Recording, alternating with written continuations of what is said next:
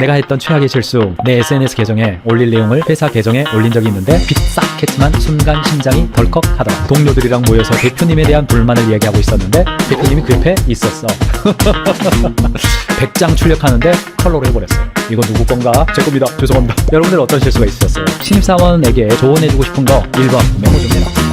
회사에서 직원들이 실수할 수 있죠. 근데 그 실수했던 것을 어떻게 관리하는 시스템을 갖췄냐에 따라서 경쟁력이 달라진다는 겁니다. 내가 했던 최악의 실수, 내 SNS 계정에 올릴 내용을 회사 계정에 올린 적이 있는데 빗싹했지만 순간 심장이 덜컥하더라. 그거 영구 박제되죠. 동료들이랑 모여서 대표님에 대한 불만을 이야기하고 있었는데 대표님이 그 옆에 있었어.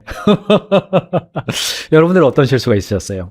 컬러 인쇄 실수로 복합기 사용 비용이 많이 나왔어. 아, 이거 흑백으로 출력했어야 되는데 100장 출력하는데 컬러로 해버렸어요. 그때 하필이면 부장님이 복사를 눌러가지고 가지러 왔는데 내 거는 안 나오고 내가 출력해놓은 100장짜리 실수한 게 컬러로 나오고 있어요. 이건 누구 건가? 제 겁니다. 죄송합니다. 이런 실수 많이 하셨죠? 신입사원 때 팀장님이 너무 짓궂게 자꾸 놀리셔서 어버버 하다가 나도 모르게 아, 형! 이라고 했어요. 3초간 정적 후 팀원들 다 빵 터짐. 계약팀인데 계약직인 줄 알고 신경 써서 잘해줬음. 네.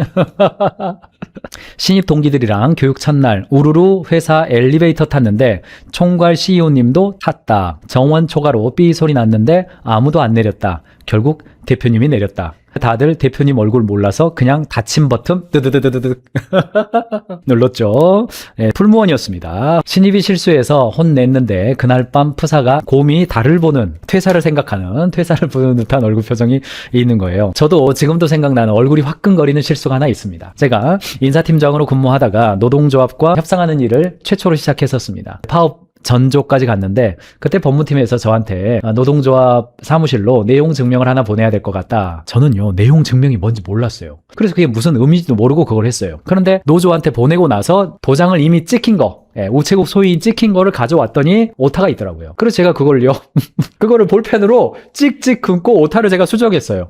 3일간 지났다가 경민대리 내용 증명 보내죠. 여기 있습니다 하고 이렇게 보여드렸는데 한마디 하시더라고요.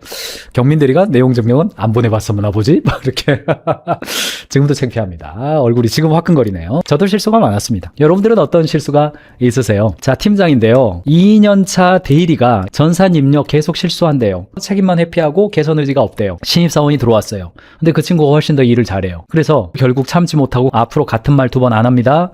한 번 더 실수하면 당신이 하던 업무 신입사원한테 넘깁니다 라고 말을 했대요. 여러분들 어떻게 하시겠어요? 3년차 4년차 이렇게 왔는데 계속 실수해. 죄송합니다 하고 개선은 안 돼. 근데 후배가 들어왔어요. 근데 그 친구는 잘해. 그러면 업무 바꿔버려야 됩니까? 어떻게 해야 됩니까? 이야기 좀 해보죠. 신입사원이라 하더라도 절대 해서는 안 되는 실수가 있는데 첫 번째가 근태, 복장 등 기본적인 에티켓을 실수하는 경우. 오늘 대외적으로 미팅이 있는데 복장이 추리닝 비슷한 거 입고 왔어요. 뭐 이런 걸 말하는 겁니다. 상사 뒷담화, 말 실수하는 거, 업무 중 과도한 딴짓, 분위기 파악 못하는 거, 지시와 다른 방향으로 업무하는 거, 뭐 이런 것들이 절대 하면 안 되는 실수다라고 직장인들도 얘기를 해요. 반대로 신입사원들이 많이 하는 실수가 뭐냐? 크게 32%가 압도적으로 지시와 다른 방향으로 업무를 진행하는 거예요. 리더들에게 물어보니까 실수를 눈 감아줄 수 있는 기간은 평균 5개월이다. 5개월 지나면 같은 실수 반복하면 안 된다. 신입사원에게 직장 생활에 대해서 조언해주고 싶은 거 1번, 잊어버리지 않도록 메모 좀 해라 제발. 머리에 기억만 두지 말고 메모 좀 해라. 모르면 알 때까지 좀 물어봐라. 그 다음 확인해라. 실수에 기죽지 말아라. 그리고 실수했다 그러면 사과해라. 리더들이 하는 이야기예요. 직장인들이 우선적으로 생각하는 신입사원의 실수 유형이에요.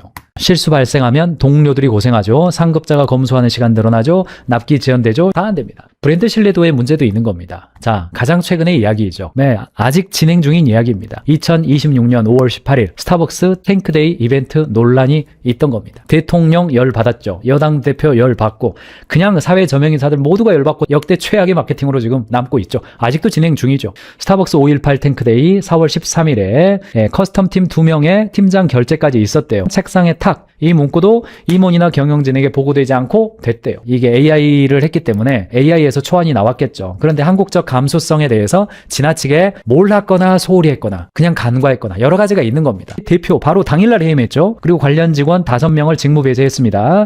탱크데이 논란 있어요. 스타벅스가 유니클로처럼 다시 고객으로부터 사랑받을 거냐, 아니면 남양유업처럼 회복 불가능한 상태로 갈 거냐, 올해 크리스마스 때까지는 영향받지 않겠는가 생각을 해봅니다. 이거 실수죠. 제가 볼 때는 실수입니다. 법적인 문제 또한 있습니다. 1990년도에 영국항공 5390편인데요. 참 이거 웃으면 안 되는데.